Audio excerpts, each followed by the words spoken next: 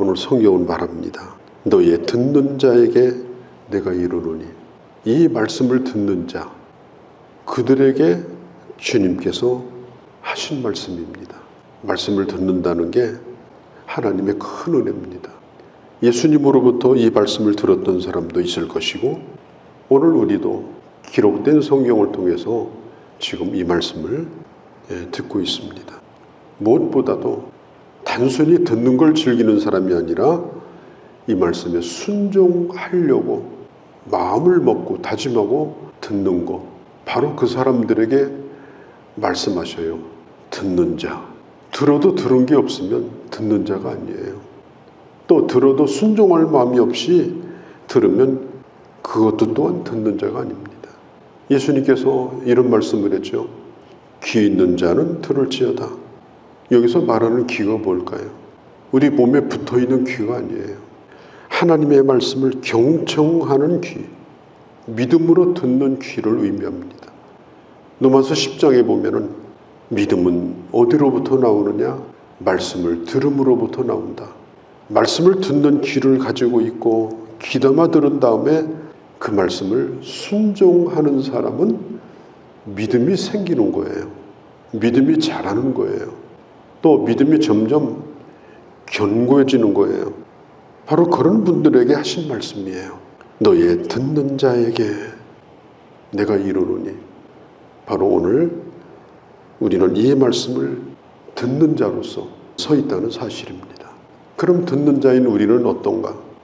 우리는 육신의 욕심을 가지고 있고 자존심을 가지고 있고 또 혈기를 가지고 있고 한없이 약한 사람들입니다. 우리가 이 말씀을 지금 같이 읽어봐서 알지만 이렇게 힘든 말씀은 안 들었으면 좋겠다.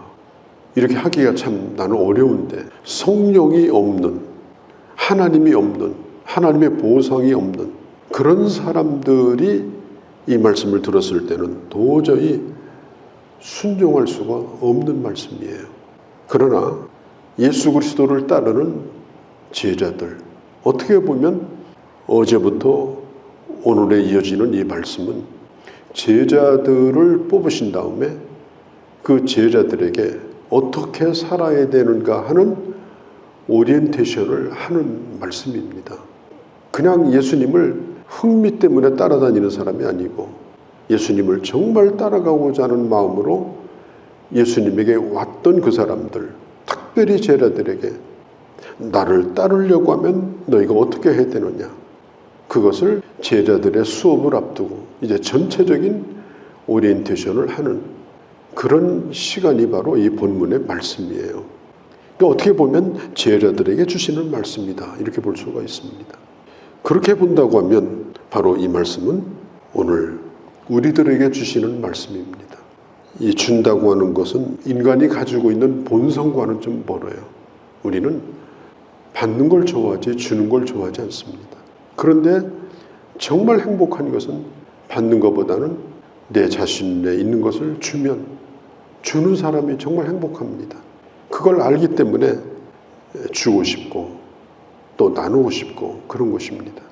미국의 그 휴스턴 감리교회에 찰스 알렌이라는 목사님이 계신데, 이분이 성공한 사람들을 연구를 해봤어요.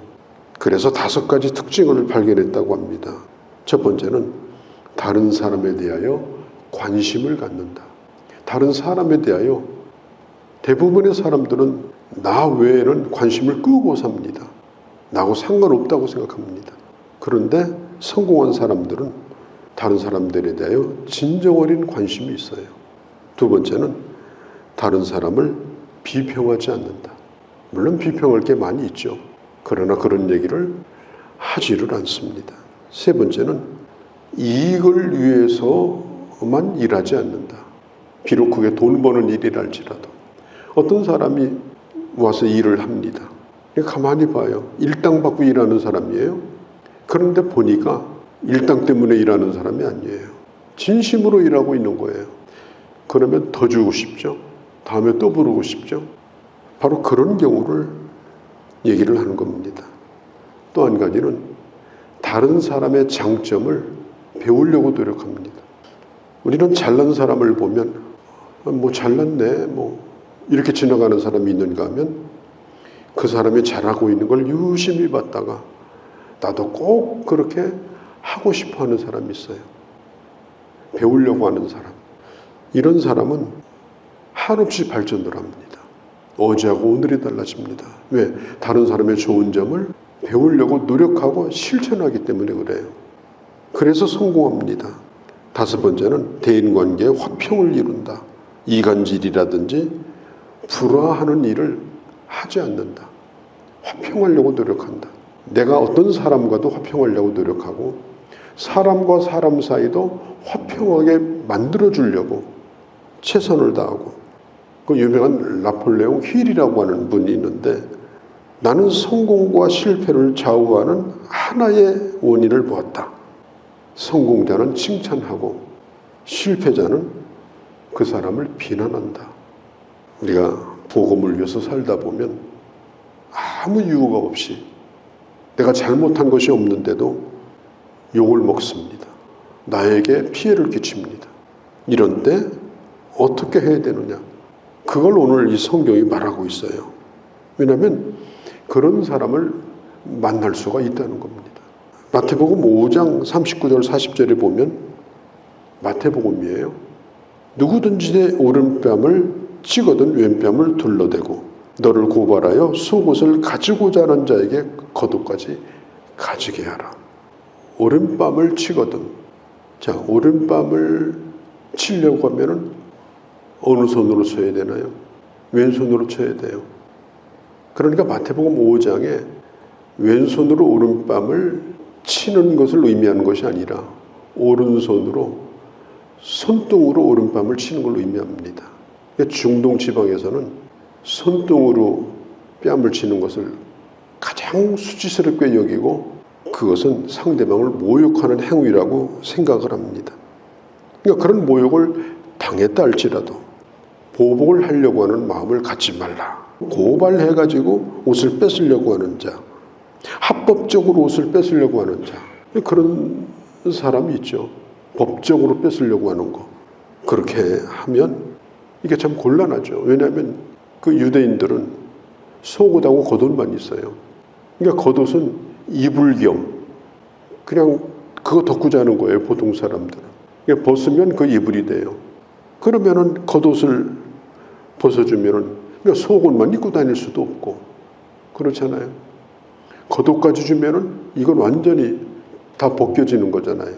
그렇다 할지라도 부당한 요구라도 그걸 그냥 들어줘라. 왜 그럴까? 그게 바로 제자됨을 보여주는 거다. 예수 그리스도의 제자됨을 보여주는 거다.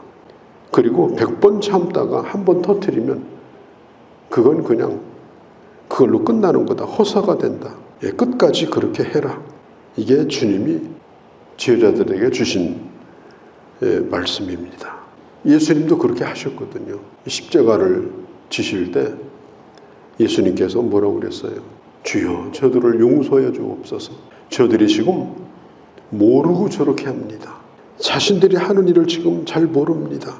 겟세마네 동산에서 붙들릴 때도 자기를 잡으러 오는 사람들에게 베드로가 막 칼을 휘두르니까 칼집에 칼을 넣어라.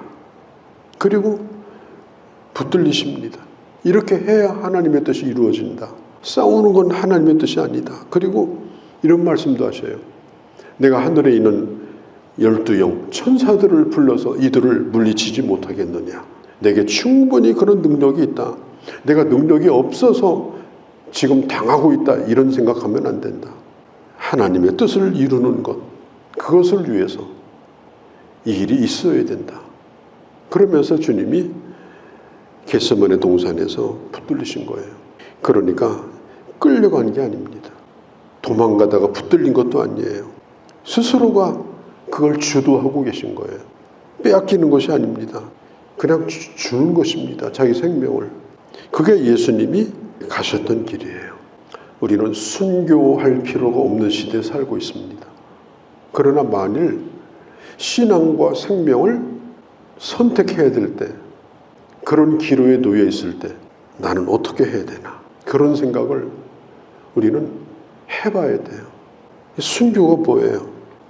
처음에는 죽고 싶었던 것이 아니에요. 붙잡힌 거예요. 끌려가려고 한 게 아니에요. 끌려간 거예요. 또 안 죽어보려고 노력도 했어요. 세상에 죽고 싶은 사람이 어디 있겠습니까? 그러나 마지막 순간에 가서 죽을 수밖에 없는, 그러나 결코 예수를 부인해서는 안 되는, 복음을 버려서는 안 되는, 신앙 양심을 지켜야 되는 그런 상황에 있을 때 믿음을 선택하며 결국은 죽어야 되는 쪽을 스스로가 선택하는 것, 그게 바로 순교입니다. 그래서 순교하게 되는 것을 감사하고 가는 거예요. 순교자가 된 것을 감사하게 생각하고 죽는 게 순교입니다. 뭐 죽을 때까지 누군가를 막 욕하고 원망하고, 이건 순교가 아니에요. 그냥 죽은 거지. 똑같은 죽음이 아닙니다. 내가 다른 사람에게 뭘 준다, 그것도 그래요. 죽이시는 거 억지로 주고 체면 때문에 주고, 이건 준 게 아니에요. 그냥 빼앗긴 겁니다. 자기 스스로가 주는 거예요. 기쁨으로 나눠주는 거예요. 그게 바로 진정으로 주는 겁니다. 오늘 예수님이 하시는 말씀은 바로 그걸 얘기하는 겁니다. 뭘 이렇게 억지로 그렇게 하지 말라. 그건 아닌 거다. 아닌 거다. 우리가 주님의 제자로 살아가는 것, 그것은 내가 적극적으로 스스로 자발적으로 그렇게 주도해서 살아가는 것이어야 한다. 기브 앤드 테이크라고 그러죠. 그러니까 먼저 테이크하는 게 아니고 기브 앤드입니다. 먼저 주는 겁니다. 그리고 받을 생각을 하지 않는 겁니다. 그러면 손해보는 것이냐? 오늘 성경은 분명히 말합니다. 주라. 그리하면 너희에게 줄 것이요. 누가 주어요? 하나님께서 채워주는 거예요. 후이 되어서, 대박으로 되어가지고 후이 되어서 거기다 또 누르고 더 주려고 누르는 거예요. 그리고 더 주려고 또 흔들어요. 그리고 거기다가 또 넘치게 해요. 그래서 너희에게 안겨주리라.